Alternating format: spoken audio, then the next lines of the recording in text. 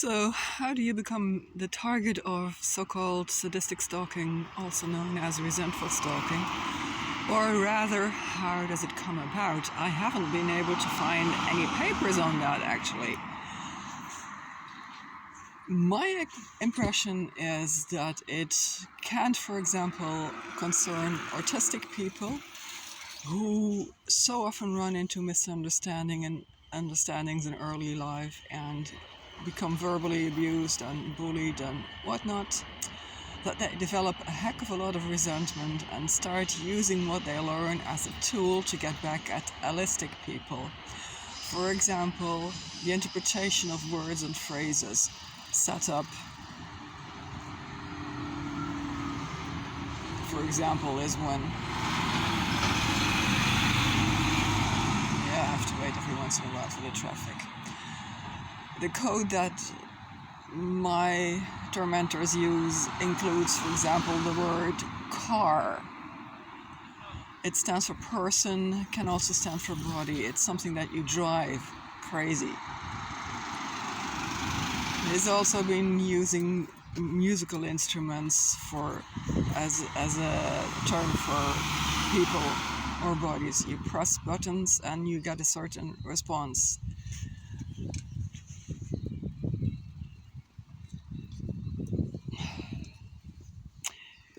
He's been using the word bird a lot, which stands for women, but not very openly.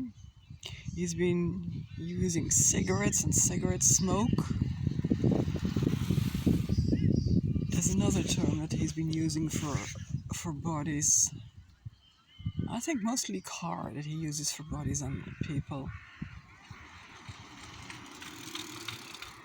And men are elephants or shawarma shops,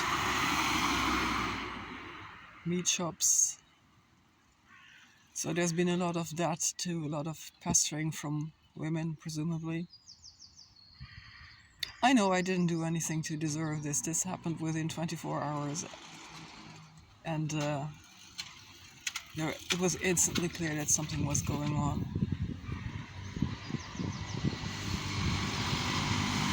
This tends to last for years, and it can last for decades.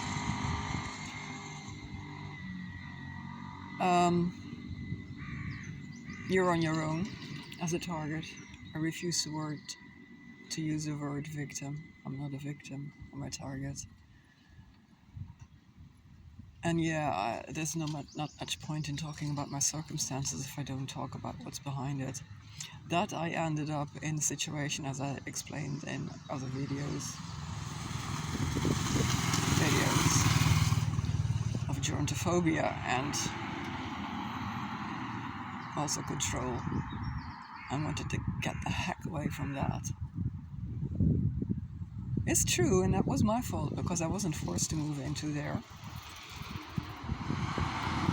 But the overlying or underlying cause remains. It hasn't disappeared yet. I have said so many times that what I needed to do was to just disappear and become untraceable, because hackers can always find you again, certainly in a country like the Netherlands, which is so heavily overregulated. Every sneeze and cough gets registered here, is required to be registered here. So any hacker can find you in no time. It's not just been hacking interference, there's also been IRL, in real life interference.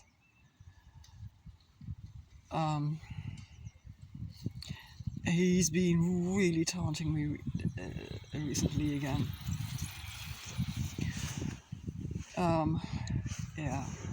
He can be really nasty. Sadistic. It's na na na na na. That's been a theme always. Na na na na na. For example, when paid invoices, payments from a client that I'd had for about over 20 years, suddenly all went missing within a period of half a year.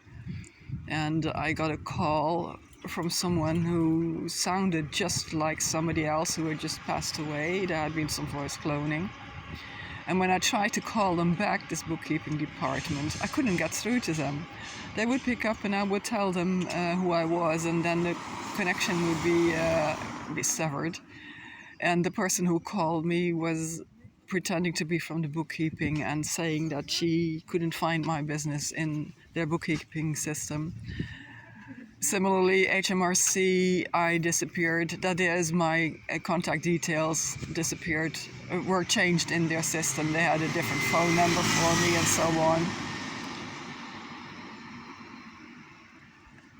Previously, my address disappeared. It just didn't exist anymore, so I couldn't get business broadband. The housing benefits that I eventually finally got didn't get paid to my landlady, but went to the address. Turned out to have two versions of it. It went to a different, it was allocated to a different account. It goes on and on and on, and I couldn't stop it because of the lockpicking. You don't see that coming. And the most I've been able to do after I upgraded locks, I got a new lock and then I upgraded that, was about a month, because any lock can get picked. What differs is how much time it takes to pick a lock. And you're just powerless. You're utterly powerless. I used to barricade my door. I used to put stuff in front of my door to just deter him, delay him as much as possible. I've put stuff behind my door as well to I tried to rig things so that something would drop on his head if he picked the locks again. But then, of course, you have to keep in mind that it will happen to you as well. I've done so many things. I had alarms because he was rummaging through my stuff all the time.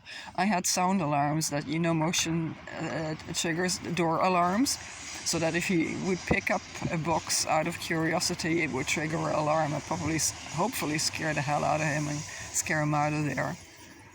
The lockpicking definitely started when I was living in South Sea, already back then. I don't know whether it already happened in Southampton. It may have. There was definitely activity in Southampton. Stuff was taken from my garbage there and used as an avatar on Blip FM.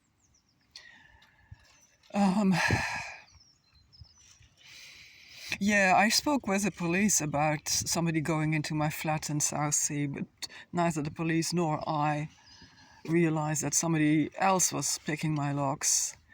Police, who have this sort of experience and expertise you'd expect, should have had that thought. They knew I was being pestered. They should have considered that somebody else might be picking my locks. I thought it was the rental agency, but later on I discovered something that made it clear it wasn't the rental agency. My voicemail I had a voicemail machine, what's it called? The answering machine, answer phone at the time, got listened to. Something was installed in my home. And yeah, he's been accessing my computers back then too. When I moved to South Sea, somebody was hanging around my car. I noticed that somebody kept hanging around my car, and something disappeared at the time. I didn't expect that, of course. A USB stick disappeared. And when that person, the hacker, made contact with me again in real life, this is so crazy. At the end of 2010, he dropped that USB stick into my luggage again. So 2 years later, I got it back. The first time I saw this guy was at the door to my small apartment building in Southampton. He stood there and looked at me with such an insolent grin on his face. A little bit like in this movie, Stalking. I think it's called Stalking You Back, about Alyssa in St. Petersburg. This is so utterly, totally crazy. It's hard to talk about. It's too crazy for words. It's just too crazy for words. And like I said in a different video, I used to be pretty good at IT. I used to know a lot, but I'm not a hacker. I can't keep a hacker out of my system. And certainly if you have absolutely no income anymore, you can't upgrade your your locks, you can't move away, you can't get new computers, you can't do a damn thing. I actually got offered a computer on free cycle. That never mind, that came from him as well. And then I just did a low-level hard disk format and I reinstalled the whole thing, and I did that for a long time, just low-level formats and reinstall every few weeks. And then one day I couldn't reinstall anymore because my Windows key had been reported as stolen, it said.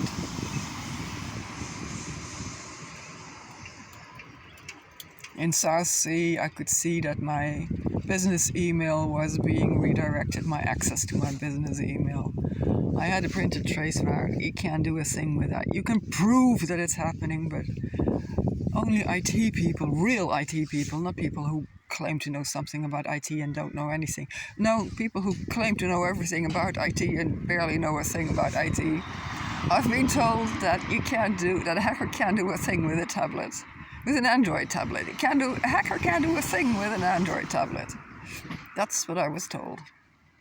By somebody who supposedly is a whiz, got invited to Microsoft and God knows what. He didn't know the first thing. It's somebody you talk with hoping to get some support. Now he suggested OpenBSD to me. That was a good suggestion.